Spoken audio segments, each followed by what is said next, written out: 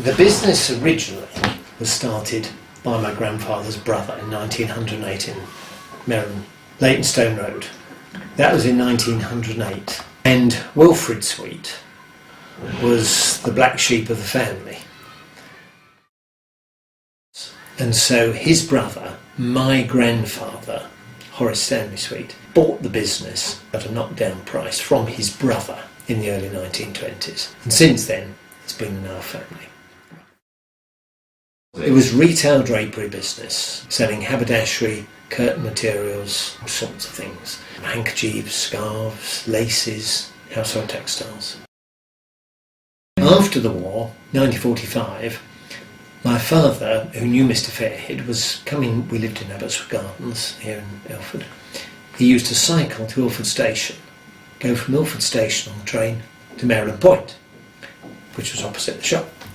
And he used to see Mr. Fairhead, because these days these old boys used to stand outside and look up and down the street. They had all the time in the world. It's absolutely marvellous.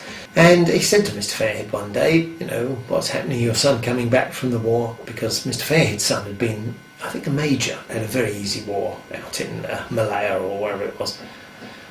And he'd been trained at Harrods. And he said to his father, yeah, I'm coming back into Ilford to grubby little draper's shop in Cranbrook Road. I'm going back to the West End. I mean, absolutely ruined the old man, who wanted to retire. So father said, what are you going to do? He said, don't know, sell it. Father said, I'll buy it. Shook hands, off his uncle. Done deal. Just like that. Marvellous. So we've had it since 1945.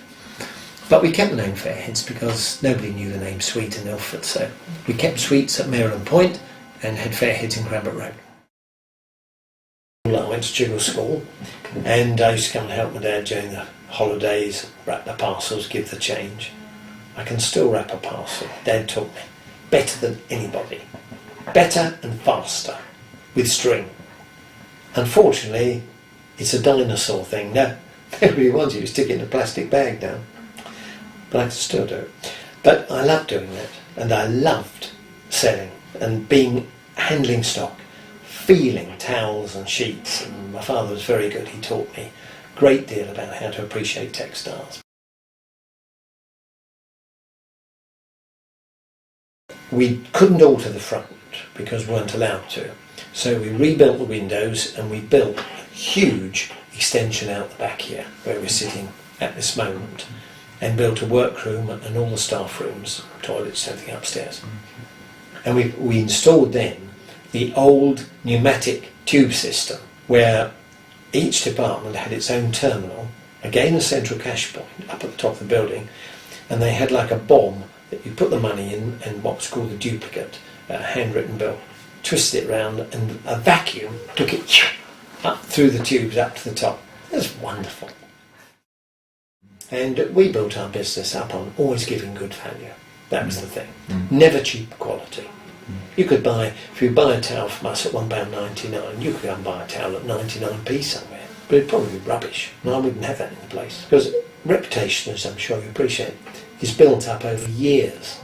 And if you sell people, oh, yes, I got that, yes, I know it was cheap, but they forget that. They just think, oh, that didn't last very long. But we've always had 2 sales a year, just the 2 sales. We have promotions, we have 2 sales a year, and we make them big ones. January, February, July and August.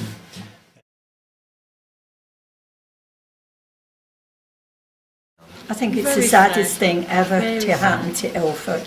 I really think it should have made this a listed building so it couldn't have been closed down.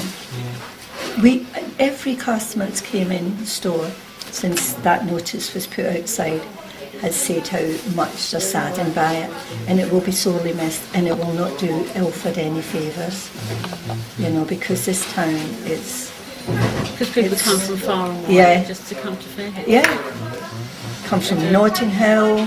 Oh, they come from everywhere. Colchester, Chelmsford, you name it. I mean, to you this must sound really peculiar, but they sold things long after other people didn't. Like old ladies could still come and get their corsets long after anybody did. They catered for an old-fashioned group, though other people like it too, like the value for the towels and so on, but it was something that you could say, oh, I know, I can get some vests in Fairheads, you know? So really, it was the merchandise, the staff, and the feeling that it was part of our history. I don't think my mum's too happy because she likes shopping here. All the bargains, the quality of the, the bed sheets and stuff like that you get here. Because we live in Westgate and all like the decent shops, they're all closing down and they're all moving to different areas, and like when you come here and then all of a sudden they kind of close down as well. I'm 69 and it's time to retire. I can't go on forever. So I've got no succession. We've tried to sell the business as a going concern, but I mean, you know the business. It's not an easy business just to take on. You'd have to take on my staff and the stock. I did ask some of the senior staff here if they'd like to sort of pay me back over several years. This was long before I was 65, just to sort of test them out, and I think they'd like to run it, and I thought it might have been purely financial. That was a factor, but they said no, I didn't want the responsibility of it, and I can understand that. I can say goodbye with my head held high, that they've done a good job for me and I hope I've treated them well, and then sell the business, or the building, and all the fixtures and fittings and other bits. So at the moment I haven't really any time to think about what, but will I be sad? I expect I will, because I'm quite sentimental really. In this I'm just utterly focused. It's a job to be done and I enjoy doing that. That's good. And if it works well, I say, great, that's a job well done. I've come out of that well, done it well and properly. Hope so.